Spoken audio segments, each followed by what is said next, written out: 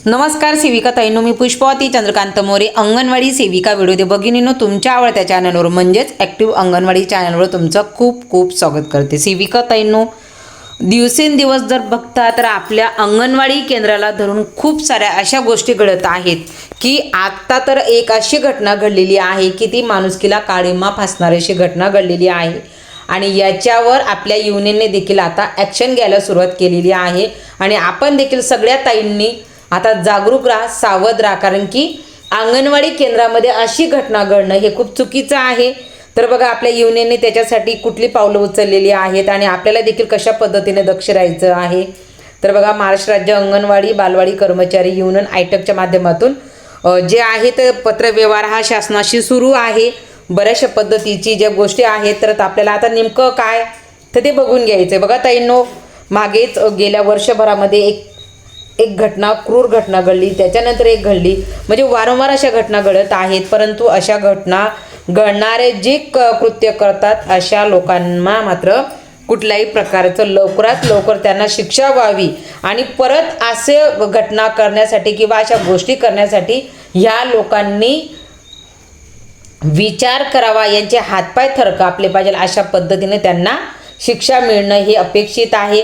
तर बघा काही बहुतेक जणांनी आतापर्यंत यूट्यूब चॅनलच्या माध्यमातून बघितलेलं असेल की भंडारा येथील अंगणवाडी केंद्रातील बालिकेवर अत्याचार करणाऱ्या आरोपीवर कठोरात कठोर कार्यवाही करून फाशीची शिक्षा देण्याची मागणी, तसेच राज्यातील सर्व अंगणवाडी केंद्रांना सुरक्षित शासकीय इमारत, पोषणयुक्त आहार व आवश्यक सोयीसुविधा उपलब्ध करून देण्याबाबत म्हणजे आपल्या युनियनची ही मागणी आहे आणि युनियन टाकलेली आहे। भंडारा तालुक्यातील ही गोष्ट आहे, तिथं घडलेली घटना आहे।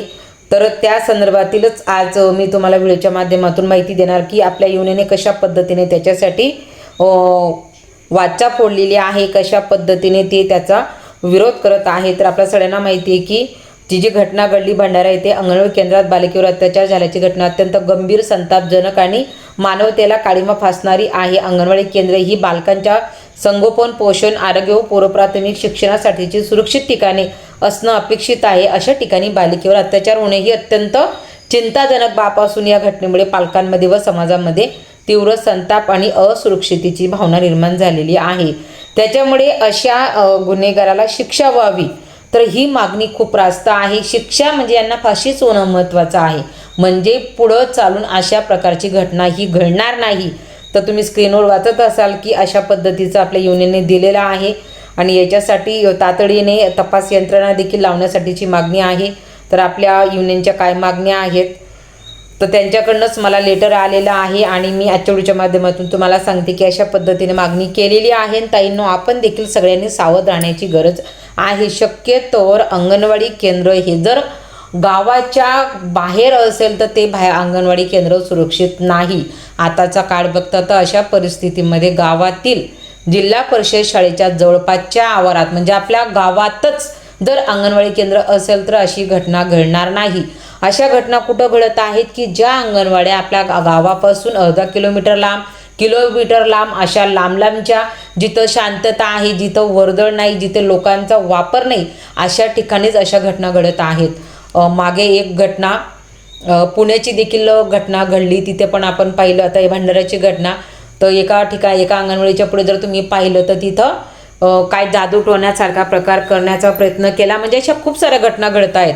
तर ह्या घटना भर वस्ती असेल अशा ठिकाणी घडणार नाही आणि आपली प्रामुख्याने मागणी असली पाहिजे किंवा आपण ग्रामपंचायतकडून मागणी करा की अशा ठिकाणी CCTV कॅमेरे बसवले गेले पाहिजेत, जेणेकरून आपल्या अंगणवाडी केंद्राकडे येणाऱ्या गोष्टी ह्या ग्रामपंचायतच्या याच्यामध्ये हे होतील आणि जेणेकरून आपल्या अंगणवाडी केंद्रांना सुरक्षितता मिळेल। खास करून भर गावात असलेल्या अंगणवाडींना अशा कुठल्या गोष्टींचा धोका नाही, परंतु ज्या अंगणवाड्या एकांकी ठिकाणी आहेत, ज्या अंगणवाड्याची इमारत ही गावापासून लांब आहे, जिथं खूपच शांतता आहे, जिथं लोकांचा वापर नाही, अशा ठिकाणच्या जर अंगणवाड्या असतील ताईंनो, तर आजच आपल्या ग्रामपंचायतमध्ये जाऊन आपल्याला या गोष्टींची तरतूद करायची आहे की आपल्याला आपल्या अंगणवाडी केंद्र हे जवळपास आपल्या गावाच्या आसपास मिळणं, जिल्हा परिषद शाळा जर गावात असेल तर त्याच्या जवळ मिळणं, अशी सोय असणं खूप महत्त्वाचं आहे। कारण की आपण किती खबरदारी घेऊ तरी देखील अशा घटना ह्या घडत आहेत आणि शक्यतोवर सेविका, मदतनीस यांनी एकत्रितपणे राहावं आपल्या मुलांची देखील त्याच पद्धतीने काळजी घ्यावी. आता बघा आपल्या युनियनने अशा पद्धतीने शासनाकडे मागणी केलेली आहे. ताईंनो, आमचं माझ्या गावामध्ये म्हणजे आमच्या जिल्हा परिषद शाळा ही आमच्या गावातच आहे, अगदी मत सेंटरला आहे. आमचे तिघही अंगणवाडी केंद्र मध्येच आहेत आणि एवढं असून देखील आमच्या जिल्हा परिषदला देखील CCTV कॅमेरे बसवलेले आहेत. आमच्या केंद्रांना देखील CCTV कॅमेरे बसवलेले आहेत आणि त्याचा सगळा आढावा आमच्या ग्रामपंचायत कार्यालयामध्ये घेण्यात आलेला आहे. त्याच्यामुळे आपण ही गोष्ट आपल्या ग्रामपंचायतला जरी आपण सांगण्याचा प्रयत्न केला, अर्ज व्यवहार केला, तरी आपल्या याच्यामध्ये CCTV कॅमेरे बसणं खूप महत्त्वाचं आहे. बाहेरची अंगणवाडी असेल तर तिला लवकरात लवकर गावामध्ये कशा पद्धतीने हलवता येईल तर हा प्रयत्न देखील आपला करणं महत्त्वाचं आहे. कारण की सध्या आपली स्वतःची सुरक्षितता, आपल्या बालकांची सुरक्षितता खूप महत्त्वाची. कारण की आपण काम करणारा जो वर्ग आहे तो लेडीज आहे आणि लेडीज वर्ग असल्यामुळे आपल्याला जवळपास प्रतिकार करण्यासाठी कुठंतरी आपल्या लेडीज कमी पडतायत, म्हणून अशा घटना घडत आहेत. त्याच्यामुळे पोलीस यंत्रणा तर इतक्या वेळ सज्ज राहू शकत नाही. म्हणून जर गावातल्या गावात असेल तर एकाने आवाज दिला की अशी घटना थांबवू शकते. मी ओपिनियन मानते. तुम्हाला याच्या व्यतिरिक्त काही वाटत असेल तर तुम्ही ते नक्कीच कमेंटच्या माध्यमातून मांडू शकता. पण ताईंनो, जे प्रकार घडत आहेत ते बघता खूप वाईट आणि चिंताजनक असं वाटतंय की असं घडणं खूप चुकीचं आहे आणि ते परत परत घडू नये, त्याची पुनरावृत्ती होऊ नये म्हणून आपल्याला काळजी घ्यायची आहे आणि तो प्रयत्न युनियनने केलेला आहे. ह्यावेळेस युनियनने चांगले ठोस पाऊल उचललं तर मला देखील युनियनचं आता कौतुक करावंसं वाटतं की अशा गोष्टींमध्ये पुढे या, अगदी प्रकर्षाने त्याच्यासाठी विरोध करा. अशी गोष्ट प्रकर्षाने मांडली गेली पाहिजे आणि मला तो मुद्दा वाटला म्हणून मी आज व्हिडिओच्या माध्यमातून त्यांनी ज्या मागण्या मांडलेल्या आहेत त्या स्क्रीनवर चालत आहेत. तुम्हाला वाटत असेल तुम्ही वाचू शकता. अशा पद्धतीच्या मागण्या केलेल्या आहेत. मागण्या आपल्यासाठी खूप चांगल्या आहेत कारण की आपण मानधनवाढीसाठी, वेतन श्रेणीसाठी खूप खूप खूप खटाटोप करतोय, परंतु शासनाला बी जाग येत नाही, कोणालाच जाग येत नाही. अगदी सगळे शांत झालेले आहेत. परंतु आपला लढा हा सुरूच राहणार आहे. आपल्याला जोपर्यंत पेन्शन, ग्रॅज्युटी आणि आपल्याला वेतन श्रेणी, चतुर्थ श्रेणी कर्मचारी होत नाही तोपर्यंत आपला लढा हा संपलेला नसेल. युनियन देखील त्याच्यासाठी कटाक्षाने कटिबद्ध असेल. तुम्हाला वाटत असेल ताई आज एकदम युनियनच्या बाजूने बोलतायत, तसं काहीच नाही. माझा अजूनही युनियनशी म्हणजे मी डायरेक्ट, माझ्याकडे कुठलंही पद नाही ताईंनो. ही घटना इतकी वाईट आणि चुकीची वाटली तर मला असं वाटलं की आपण हा विषय आपल्या सगळ्या ताईंसमोर जावा. कारण की माझ्या खूप साऱ्या ताई माझ्या व्हिडिओची वाट बघत असतात, सत्यता पडताळत असतात. त्याच्यामुळे घटना इतकी सविस्तरपणे सांगावी इतकी लाजीरवाणी तर तिच्यामुळे ती सविस्तर मी सांगू शकत नाही. बोलताना मला देखील लाज वाटते, परंतु घटना ही माणसाला म्हणजे काळिंबा फासणारी अशी घटना घडलेली आहे आणि तिचा विरोध युनियन करत आहे. मग मला असं वाटतं की हा विषय प्रकर्षाने आपल्या सगळ्यांपर्यंत जावा. सगळ्या सेविका, मदतनीस आणि आपल्या मुली असतील, मुलं असतील तर यांना असुरक्षित वाटू नये, त्यांची सुरक्षा व्हावी असं मला मनापासून वाटतं. आणि म्हणून आज त्यांनी खूप चांगलं पाऊल उचललेलं. आज म्हणण्यापेक्षा 10 ऑगस्टला त्यांनी हे लेटर पारित केलेलं आहे, त्यांनी मागणी केलेली आहे. आणि मी आता त्यांना आजच्या व्हिडिओच्या माध्यमातून युनियनला देखील आव्हान करेल की आपण खूप आता हे केलं, खूप उत्तम केलं, आम्ही तुमच्या सोबत आहोत. परंतु ग्रॅज्युटी, पेन्शन आणि चतुर्थ श्रेणी कर्मचारी किंवा किमान वेतन कायद्यानुसार, म्हणजे जर चतुर्थ श्रेणी कर्मचारी होत नसेल तर किमान वेतन कायद्यानुसार मानधन सेविका आणि मदतनीस यांना मिळावं. अशा 3 लढ्यासाठी त्यांनी प्रकर्षाने उभं राहावं.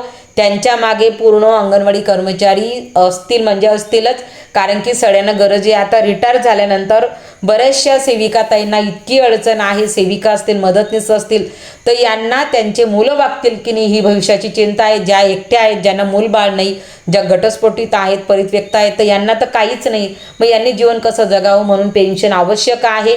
दुसरी गोष्ट म्हणजे ग्रॅज्युटी लागू होणं खूप महत्त्वाचं आहे.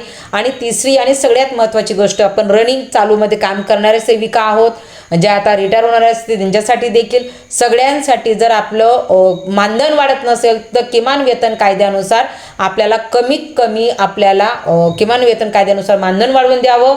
म्हणजे वाढण्यासाठी युनियनने प्रयत्न करावा आपण सगळ्यांनी मिळून. आणि चतुर्थ श्रेणी कर्मचारी जर होत नसेल तर किमान वेतन कायद्यानुसार प्रयत्न करावा. कारण चतुर्थ श्रेणी कर्मचारीसाठी आपण पात्र आहोत, परंतु शासनाला अजूनही आपण पात्र दिसत नाही. म्हणून त्यांनी कमीत कमी किमान वेतन कायद्यानुसार मानधन 20 ते 25 हजाराच्या पुढे आपल्याला द्यावं, ही मागणी आपली आहे. तर ही मागणीसाठी ह्या 3 प्रमुख मागण्या आपल्या आहेत, याच्यासाठी युनियनने पुढाकार घ्यावा, त्यांच्या मागे आम्ही सगळ्या उभ्या आहोत, हे मी आजच्या व्हिडिओच्या माध्यमातून सांगते. आजच्या व्हिडिओपुरतं एवढंच.